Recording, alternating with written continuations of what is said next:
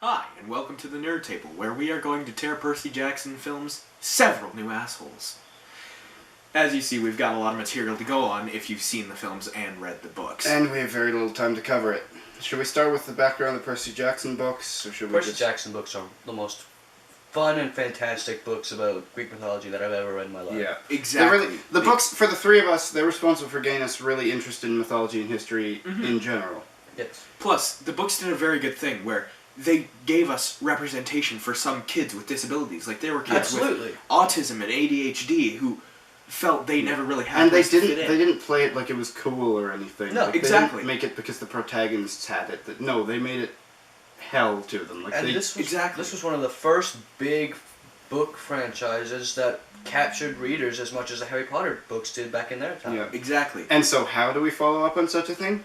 Movies! We flush it down the toilet. Yeah. Relating back to Harry Potter, that's one of the biggest problems with the series, is they get 20-somethings to play 12 and 13-year-olds. Yeah. What is one of the highest grossing movie franchises in history? Harry Potter. What did Harry Potter do? 11-year-olds. They cast child actors They grew up in with the child films. parts. Exactly. Yeah. If And Percy here's the Jackson thing. had done that, they could have made Not with the script they had, they piles couldn't. of gold. Well, yeah, that's fair. Getting back to the Percy Jackson books, they did another thing where they updated and modernized the Greek gods and the Greek mythology. That they was cool. There was one thing. They, like, for example, Hermes, one of his jobs is he works to deliver post mail. office, They gave them Modern updates. modern versions of their original legends, but they referenced that these were pretty much just The same just gods. that. They're the same. And that's the thing. They've evolved with Yeah. civilization.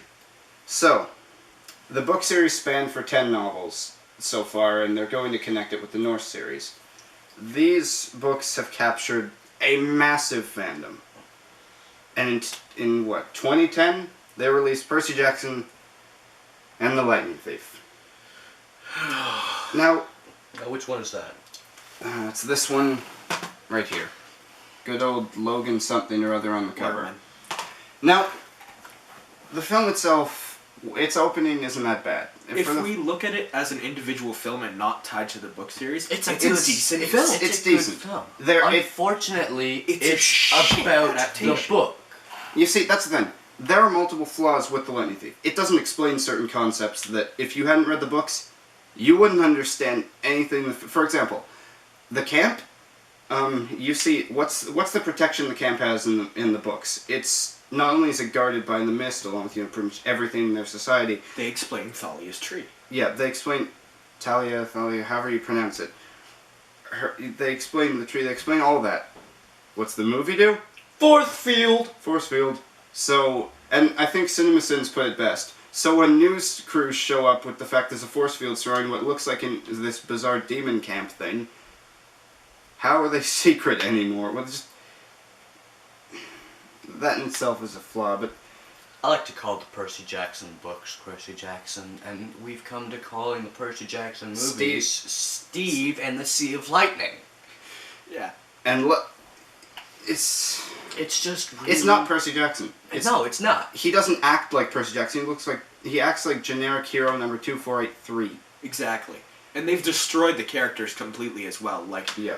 for example, take Annabeth in the books. She was analytical. She was smart. She knew what she was doing. She And wasn't one of the warrior types that she's Yeah. portrayed as in the And movie. Exactly. It's almost like, as weird as it sounds, like aspects of it. You remember in Heroes of Olympus, like there was the whole Roman Exactly. camp thing. Yeah. This behaved more like a Roman camp than a Greek camp. Yeah. Exactly. Because the Constant Greeks were... fighting. Constant training and battle formations and all that. In Blood of Olympus, there's a line where where you've got all this massive Roman army and they're yelling out formations, and Percy's line is something like, Greeks, fight stuff. Exactly. It shows their... Because the Greeks were more culture-focused, whereas the Romans were warish and conquering. And that's the thing.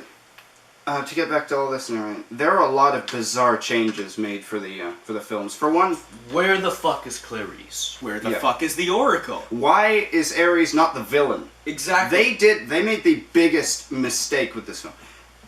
Why is it Hades becomes the primary villain whenever you're doing anything Greek related? Percy Jackson didn't do that. Exactly. Yeah, he's not like in that. Hades they is a cool point- guy. Yeah, and it's just in the books. In the books, he's mistreated. Yeah, Exactly. he acknowledges in the books that he's portrayed, that he's not betrayed, but by society he's portrayed as like this, The evil bad guy, Lord of the Dead. and he doesn't like that. No, he's been in the books. He was betrayed by his siblings. Yeah. They took the good elements, the just sky kinda and the left- water, And they left him with and the left dregs. him Yeah. with the Exactly. Like they look at their responsibilities. Zeus has to do fuck all to maintain his kingdom. Yeah. Like he can get any other minor god to do it for him. Hades has to sit on the tribunals himself sometimes. Like the dead is working 24/7 Yeah. trying to keep. He has an incredible, but to get away, because we're not gonna make this video, oh poor Hades or anything. Yeah. But the first thing had Ares in it, and I liked that. I don't like the change they made where it's become Hades' generic bad guy. Exactly. And the second one, the villain is a whole, like, saving that for later. I never got into the second. I watched about 20 minutes of the second movie. Good for you. Good for you. It made me sit through it and I cried. Okay, so with the first one, it sets up the basic idea. Like, I like Grover. That's one thing. I like some aspects of Grover for the films. I don't like that they changed his personality so he no longer cared much about nature. He's just cool black guy. Generic black friend number 4. Yeah, that's the thing. There were a lot of generic characters. Now, it's been a very long time since I've seen any of these movies, and I've tried to block them out of my memory. Yeah, fair. Didn't they butcher Dionysius as well? He wasn't even in the first one. He was never No. featured. He was in the second one, but for about 2 seconds. that was remember in the second book how it was the one guy they brought from Tartarus because he'd fed the gods his children.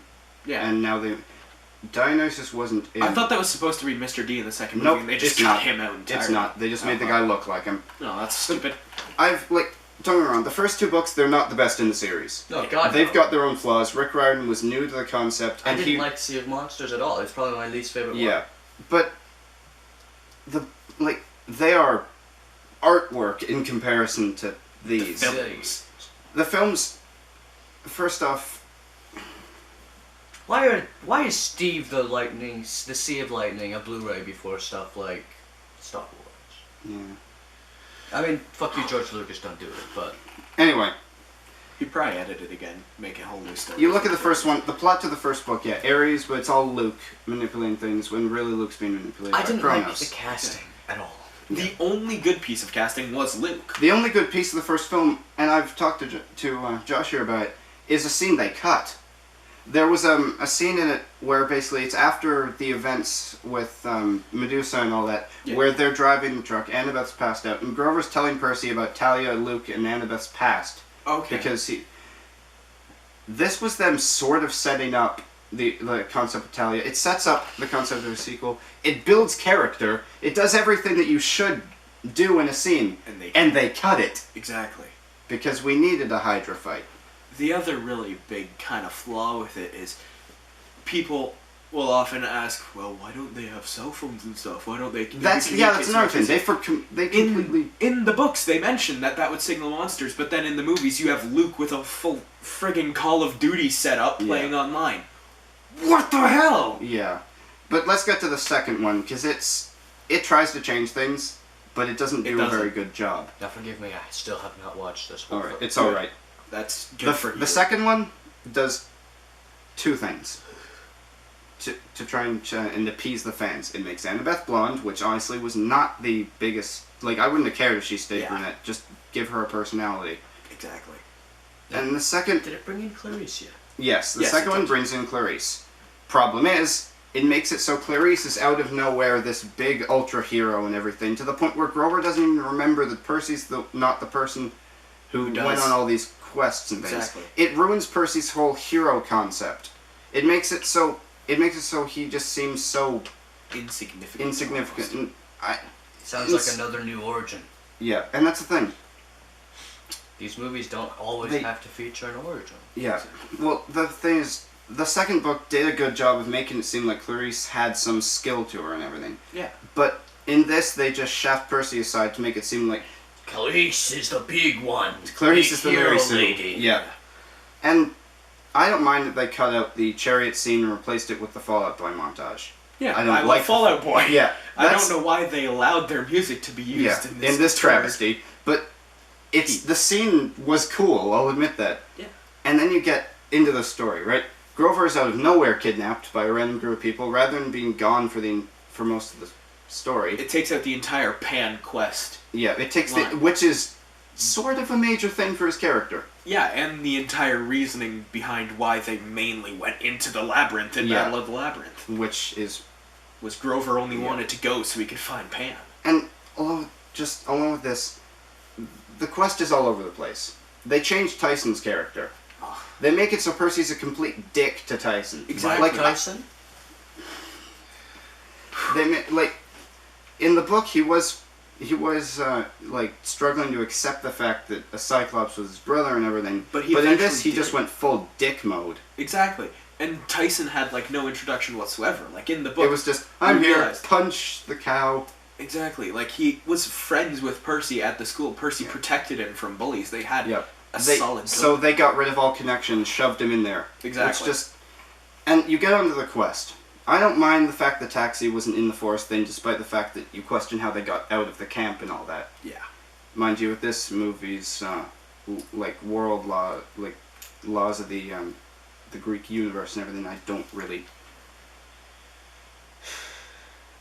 think they really care. But the worst of all is when Luke gets the fleece near the end of the film. There are bad moments, but the thing that made this completely unable to redeem itself was that. Because they brought Kronos back. They brought him back with just the fleece. That not only defeats the entire purpose of the rest of the story, but it knocks down any potential for sequels. And also, the whole concept was that Kronos was pretty much growing his essence through Luke.